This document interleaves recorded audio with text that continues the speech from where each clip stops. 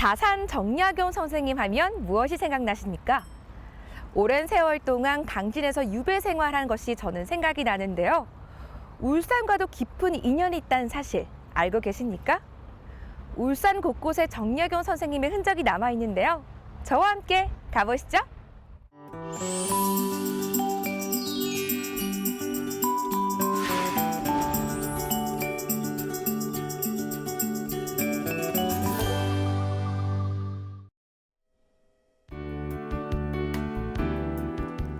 조선시대 행정의 중심지 동헌. 이곳에 다산 정약용의 흔적이 있다고 하는데요. 도대체 무슨 일이 있었을까요? 와, 선생님 여기 오니까요. 예. 마치 제가 조선시대에 온 것만 같아요.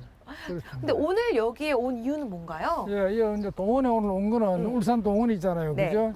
그래서 옛날에 우리 사또들이 이제 주재하던 진무처잖아요, 그죠? 여기 온 거는 이제 네. 우리 그 다산 정약용 선생 그분과 여기 이제 관련이 되니까 오늘 찾아온 겁니다. 정약용 선생님께서 울산에 오셨다고요? 예, 와가지고 오셨어요. 뭐 그때 한 1789년 그 전후 뭐 그 이후에도 오셨는데 네. 그때 와가지고 이제 우리 요 내야 그 당시에 요 내야에 한동안 머물러 가지고 살았다고 얘기할 수 있습니다. 아니 그럼 왜 여기에 사셨나요? 그거는 이제 그 부친이 네. 그 정재원 부사가 울산 부사였기 때문에 그렇습니다. 그래서 그분이 한 1년 반여 이제 울산 부사로 계셔가지고 네. 그때 수시로 이제 이분이 이제 또 뭐 왔다 갔다 하면서 한양에 이제 그 집에 왔다 갔다 하면서 그래 생활을 좀 했습니다. 수시로 들렀던 동헌. 이곳에 다산 선생이 잠시 살았었다니 정말 남다른 느낌이 들었습니다. 와, 여기 비석들이 정말 많네요, 선생님. 예. 그 송덕비입니다. 네. 울산 부사 송덕비. 예, 아. 한 30여기 되죠. 네, 여기 정재원 부사님의 비석도 여기 있나요? 아, 없습니다. 여긴 왜 없죠? 그러니까 그 한 우리 부사가 한 조선국이 한 200여 명 되는데 네. 그 있을 수가 없잖아요. 아. 해봐야 한 30여기 못 되는데 네. 어떤 때는 이제 그 비석을 못 세우게 했어요. 나라에서. 그러니까 이제 그 억지 비석을 세운다고. 그래 금지됐고 또 부사 중에는 자기가 가능하면 세우지 마라. 네. 나는 조용히 있다가 가겠다. 그러니까 그 자기 공을 드러내는 걸 싫어하는 그런 부사도 많았습니다. 뭐 그런 분들 중에 한 분이 이제 정재원 부사인데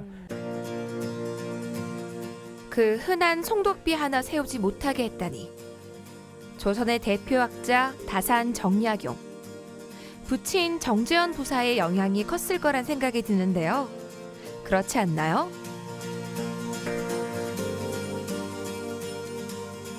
다산생 3대 저서가 있잖아요. 그렇죠. 그 이제 목민심서도 있고. 그렇지 목민심서, 이제 경세유표, 네. 흠음신서라고 3대 저서거든요. 네. 거기 보면 울산 얘기가 많이 나와요. 그래요? 예, 나와요. 울산에서 어떻고 나오니까 네. 울산이 확인이 되는 거죠. 특히 이제 우리 목민심서는 여기 동원이잖아요. 동원. 그렇죠. 동원에 이제 우리 동원하면 칠사, 네. 칠사라고 있습니다. 그 우리 부사가 해야 될 일이 이제 뭐 군이라든지 뭐 민이라든지 뭐 학이라든지 공부하는 거, 뭐 네. 학 지원, 그다음에 이래 관풍을 좋게 하는 거, 네. 뭐 간할 금지라고 그러는데 네. 간할 이런 걸 좋은 풍속을 만들고 또 뭐 요역이라든지 뭐 또 세금 이런 거 하면서 칠사에 대해서 그 아주 그 중요하게 선책이 목민심서거든요. 네. 그래서 그 특히 이제 아전들의 그 아주 잔재주, 속이는 거 이런 거 막으려면 어떻게 해야 되느냐 이런 걸 이제 그 보면 목민심서에 상세히 나와 있어요. 그래서 올바리 그래서 상당히 의미가 있습니다. 그 우리 그 다산 선생의 그 목민심서가 바로 이 현장에 동원에 아주 적합하다. 네. 그거를 뭐 또 맞들일 수가 없습니다. 목민심서를 저술하는 데 있어서 울산 동원이 큰 역할을 했네요. 아, 예, 큰 역할을 했지요. 그 당시에 그 다산 정약용의 아버지를 따라서 여기 내려와가지고 네. 그 이제 장부를 다 이래 검색을 하는 거죠. 그 아버지가 연보가 있으니까 보면서 야 이런 폐단이 있구나, 저런 폐단도 있구나. 그래서 그걸 보면서 이분이 이제 그 말을 목민심서를 구상을 한 겁니다. 조선시대 관리의 행동지침서 목민심서. 그 목민심서 서술의 근간에 울산 동원이 있었습니다. 특히 중요한 게 율기라고 있어요. 율기육조라고 있어요. 율기. 네. 율기가 뭐냐면 그 율자는 이제 이래 법률할 때 율자고 네. 기는 자기거든요. 그래서 스스로를 다스려야 한다. 스스로를 음. 억제해야 된다. 그러지 않고는 절대 이 목민간이 될 수 없다는 거죠. 그래서 이제 그 이분이 이제 그 사또는 우선 자기 자신을 깨끗이 해가지고 뇌물도 받지 말고 네. 아주 그 모범이 돼야 된다. 그래 해야만 밑에 사람이 따른다는 거지. 네. 그러니까 특히 보면 선홍 보면 그 사또가 그 밑에 아전들이 뭐 이래 기생들 데리고 와서 이래 뭐 노는 자리 만다고 네. 부쩍 따라가가지고 같이 어울려 놀고 이렇게 하면 노는 게 이래 별로 존경스럽지 않으면 다 속으로 비웃는다. 절대 기강이 안 잡힌다. 네. 그걸 맨 앞에 율기육조라고 6가지를 딱 써놨어요. 네.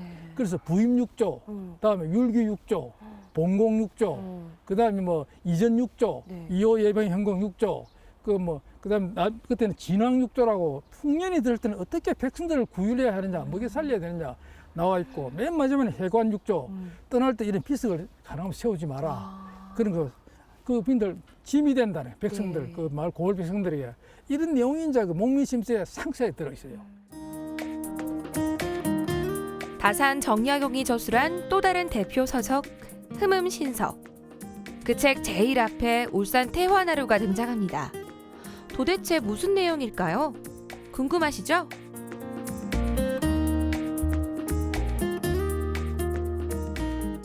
와, 여기는 네. 선생님 태화강이잖아요. 예, 예, 그렇습니다. 아니 그런데 여기는 왜 온 거죠? 여기는 우리 다산 정약용 선생과 네. 이 태아나루하고 관련이 됩니다. 태아나루. 어떤 관련이 있죠? 그러니까 저게 태아나루거든요. 네.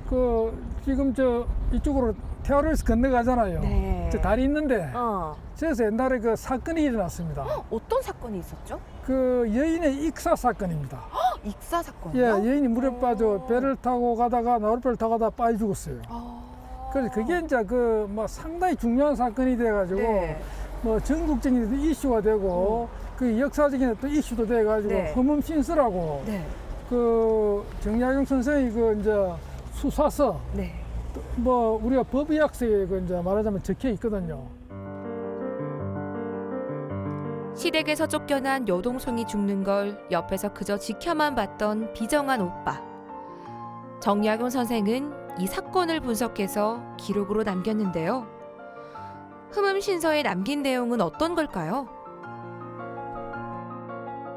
자산 정약용의 서기를 우리 여자가 아무리 잘못했지만 인권이 있다. 그렇죠. 인권이 있다는 거지. 그 여자가 아무리 그렇게 죽도록 내버려 두면 안 된다는 거지. 그 사상을 이제 그러니까 요 흠음신서의 요 네. 사건에 들어가 있는 겁니다. 네. 그래서 우리가 정약용 선생은 그 기독교 세례를 받았잖아요. 네. 천주교. 네, 천주교 세계를 받았죠. 이제 세례를 받아가지고 상당히 서구적인 그런 사상에 대해서 밝은 분입니다. 그래서 우리가 그 당시에는 유교 사회지만 네. 사실 이 정약용 선생의 가슴 속에는 그 서구적인 사상이 들어 있었고 네. 특히 그중에 대표적인 이런 사건을 이제 다루면서 보면서 네. 그 우리가 그 여성들의 인권에 대해서도 설령 그 여자가 음탕하고 뭐 참 여러 가지로 가정적 문제가 있더라도 네. 그렇게 죽게 내버려둬서는 안 된다. 이런 사상을 웅변을 하는 겁니다. 그래서 그 당시 사건이 일어났던 바로 현장이 바로 여기거든요. 네. 이게 조선에서 흠음신서에서 가장 앞에 나온 네. 대표 사건입니다. 가장 유명한 사건의 현장이 바로 그 태안나루였다. 네. 그걸 이제 얘기하는 겁니다. 평범해 보이는 태화강 하구. 학성공원을 배경으로 한때는 유명한 유원지였다는 사실. 오늘 처음 알았습니다. 와, 네. 이 강물이 찰랑찰랑 거리는 게 네. 선생님 너무 아름다워요. 예, 그렇죠. 네, 여기는 어디인가요? 여기는 이제 우리가 삼산이잖아요. 삼산 쪽 태화강 남쪽, 네, 남쪽이죠. 저는 북쪽이잖아요. 네. 그래서 이제 학성공원이 보이잖아요. 저기요? 예. 어. 저 옛날에 이제 남포라고 그랬어요. 남포. 아, 왜 그러냐 하니까 네. 울산 도보에서 보면 저기 남쪽이거든. 아. 남쪽 포구다. 네. 왜냐하면 우리 옛날에 선입지라고 옛날에 있어요. 임진왜란 때 그 외선들도 저 배를 댔거든요. 울산의 천의 포구입니다. 포구. 저기가요? 예. 그렇죠. 삼산이 있잖아요. 지대가 좀 높고 그쪽에 물이 충분히 깊이 들어왔고 그래서 옛날에 우리 저 정약용 선생님 왔을 때도 네. 저기 매운탕 집이 참 많았어요. 저쪽이에요? 예예예. 와. 많아가지고 또 어. 배를 또 띄울 수 있고 해가지고 그 뱃놀이 하던 출발지 네. 지금 남포 포구입니다. 해질 무렵 포구 주변 주막 굴뚝에선 연기가 모락모락 피어오르고 강에서는 뱃놀이하는 선비들의 유유자적한 모습이 그려지는데요. 여기에 남포를 도래한 유명한 시가 남아 있습니다. 궁금하시죠? 이 시가 그때 선시인데 네. 보면 이제 이 남포 원래의 동제군 범주다. 남포의 그 달밤에 그 달밤이라 보름달 환하게 떴을 때 네. 여러분들과 함께 배를 띄웠다. 범주라는 띄울 범자. 포제 울산이다. 이 포는 울산에 있다. 남포가 바로 저기거든. 네. 그래서 모름대전 해수장이요 일홍우에는 장남당이라는 거래요. 이 남당이랑 삼산입니다. 삼산. 남쪽 연못 못이라는 말인데 옛날에는 삼산에 제방이 있기 때문에 물이 차 올라오면 남산이 다 덮여요. 아주 넓은 못이죠. 그래서 모름대라는 거는 이제 어디냐면 구름이 이제 지는데 이거는 이제 저 도질산을 말해요. 도질산에 이제 그러니까 도질산 앞에 해수가 길다. 바닷물이 거의 올라오잖아요. 옛날에 바닷물이 쫙 올라왔다. 와가지고 해수가 길게 들어오니까 한 번 돌아서 저기 이제 우리 태화로 앞에서 물이 한번 돌잖아요. 한 번 돌면 큰 남쪽 못을 이룬다. 을의 예학은 상침자요. 금왕직수는 심야항이다. 이거 참 옛날 중요한 겁니다. 을의 예학, 여옥입니다. 옥. 집채만은 그 고기가 나타났다. 그럼 그 고기가 무슨 고기였어요? 뭘까요? 고래, 고래. 귀신고래. 아. 귀신고래가 나타난 거라. 이 물에. 어. 그래서 고래가 나타나고 그 다음에 상침자라는 건 뭐냐면 이 고기들이 막 위로도 가고 밑으로도 가고 막 왔다 갔다 하는 그걸 침자라 그래요. 고기들이 많다는 거지. 그러니까 금왕직수라. 그물을 올린다. 이건 직수로 추 올릴 출자입니다. 그래서 그물을 바로 들어 올리면 고기가 막 잡혀. 그걸 싣고 침양이라. 이 침이라는 거는 이 배가 깔아앉는 겁니다. 고기를 많이 잡으면 배가 내려앉잖아요. 네. 그래서 그 고기를 싣고 덜 가운데를 배가 간다.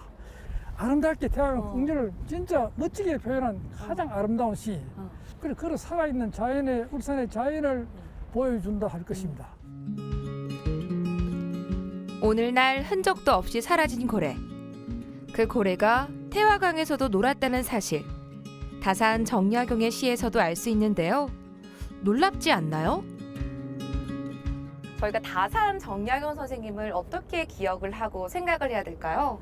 그렇죠. 이제 다산 선생이 울산에서 이제 그 보신 거 있잖아요. 네. 우리 그 관리들의 그 여러 가지 뭐 어떤 부분을 보기도 하고 또 그 당시에 또 여기 어떤 뭐 사건 같은 이런 걸 보면서 그분이 이제 그 목민심수도 쓰고 어몽심수도 썼잖아요. 네.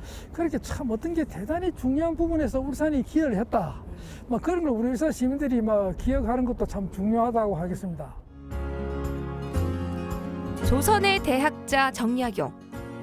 정약용 선생은 책과 시에서 울산의 옛 흔적을 곳곳에 남기고 있는데요. 이번 주말 다산의 자취를 따라가는 여행 강추합니다.